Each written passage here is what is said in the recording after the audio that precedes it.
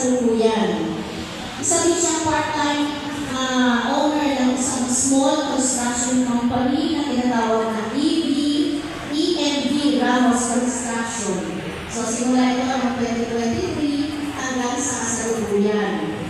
Ang kanyang ina ay former elementary teacher. So, nagayon natin mga guro. Ang kanyang ama naman, ang kanyang ina ay si Mary Jane Ramos. At ang kanyang ama ay isang electrical engineer, si Emeterio A. Ramos.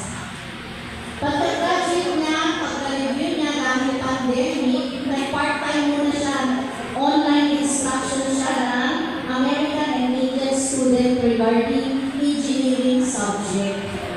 So, di ba, walang nasayang dahil pandemic ng mga panahon na yun.